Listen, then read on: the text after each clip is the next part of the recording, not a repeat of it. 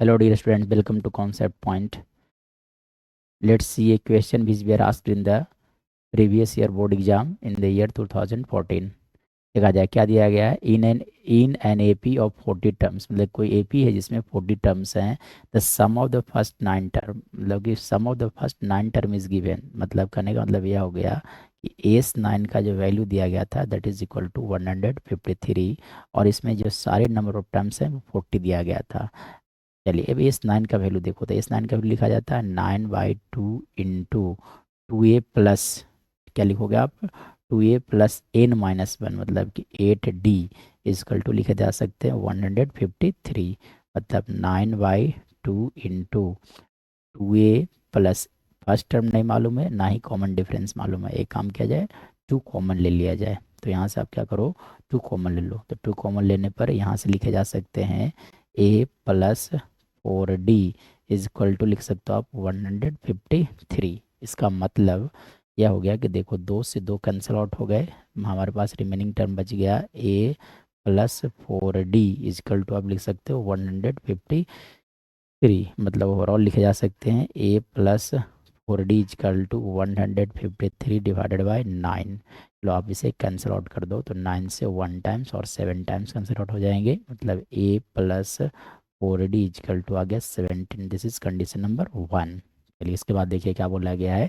And the sum of the last 6 term, last 6 term मतलब इस 40 terms से, मतलब लास्ट 6 टर्म्स का सम दिया गया। मतलब T40 plus T39 plus T38 plus T37 plus T36 plus T35, मतलब लास्ट 6 टर्म 5T35 एक्चुअली में का सम दिया गया है, that is equal to 687 given है, ठीक है।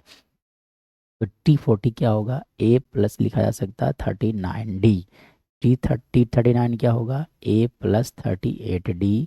T38 मतलब A+37D, A प्लस लिखे जा सकते हैं यहाँ से 37D।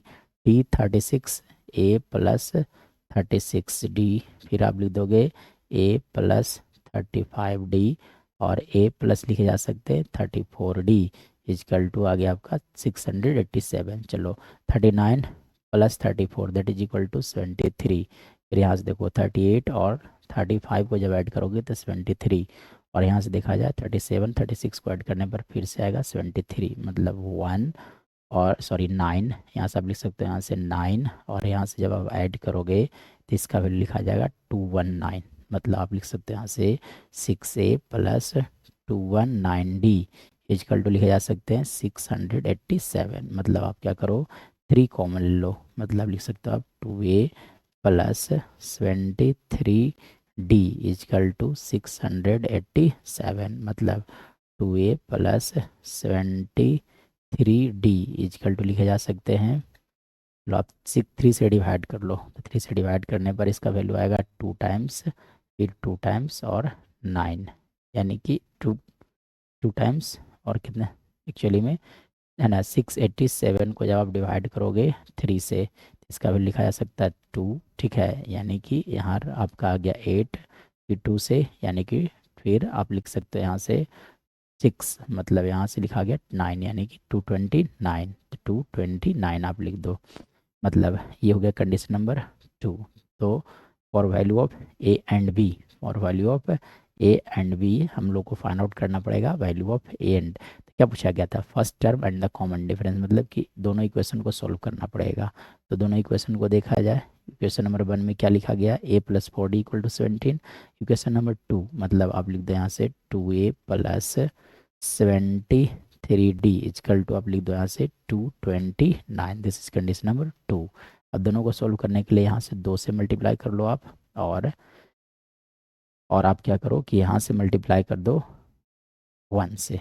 ओवरऑल इसका वैल्यू लिखा जा सकता है 2a+8d इजकल टू लिख सकते हो आप 34, और यहाँ से मैं बात करूँ तो लिखे जा सकते हैं 2a+73d इजकल टू लिख सकते हो 229। चलो आप दोनों को सब्ट्रैक्ट कर लोगे तो यहाँ से वैल्यू लिखा जा सकता है आपका, है ना। सब्ट्रैक्ट करने पर ये वैल्यू आ गया नेगेटिव नेगेटिव नेगेटिव, ये दोनों कैंसिल कट गया। 73 minus 8 that is equal to -65D। और 229 में से जब आप सब्ट्रैक्ट करोगे कितना 34, इसका वैल्यू क्या लिखा जाएगा आपका 5 यहाँ आ गया। और देखो आप यहाँ पे 1 मतलब कि 8 लिखा जा सकता है।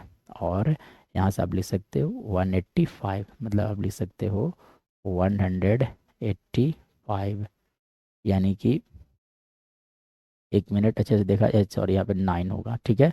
तो आप लिख सकते हैं यहाँ से 9, मतलब ओवरऑल डी का जो वैल्यू आ गया माइनस में, एक्चुअली में दोनों कैंसिल आउट हो गए, मतलब डी का वैल्यू यहाँ से लिखा जा सकता है 3। डी का वैल्यू कितना आ गया 3, यानी कि common difference of this shape is 3। फिर फर्स्ट टर्म कैसे निकालोगे, तो put d is equal to 3 in equation number कौन सा 1, चलिए रख दीजिए। तो रखने पर इसका वैल्यू लिखा जा सकता है ए प्लस डी का वैल्यू 3, मतलब 4 × 3 that is equal to 12 equal to 17, मतलब कि first term of this AP is 5। Hence we can say that the first term, मतलब कि क्या पूछा गया था, फर्स्ट टर्म मतलब first term of this AP is 5 and the common difference is how much 3, ठीक है। तो ये आ गया। उसके बाद क्या पूछा गया था, also find the sum of all the terms of the AP. Find sum of all term मतलब एस 40, तो एस 40 क्या लिखोगे आप 40/2 इंटू 2a, मतलब लिख सकते हैं आप 2a का निकल कितना हो गया 5, यानी कि 2 × 5 प्लस n-1 यानी कि 39 इंटू डी रख दो आप यहाँ पर 3। चलिए तो इसका वैल्यू क्या लिखा जा सकता है, देखो ये 20 टाइम्स कैंसिल आउट हो गए, मतलब ओवरऑल इसका वैल्यू अगर बात किया जाए तब आप लिख सकते हो, लिखा जा सकता है 20 इंटू, यहाँ से लिख सकते हो आप 10 प्लस 39 इंटू 3, इसका वैल्यू लिख सकते हो 7, और यहाँ से लिखा जा सकता है 11, मतलब ओवरऑल लिखा जा सकता है 20 × 127। दोनों को मल्टीप्लाई कर लो आप, तो मल्टीप्लाई करने के बाद इसका वैल्यू लिखा जा सकता है 0 और 452, यानी कि ना आप लिख सकते हो 2540। Sum of all term of this shape is 2540। तो ये क्वेश्चन थे 5 मार्क्स का।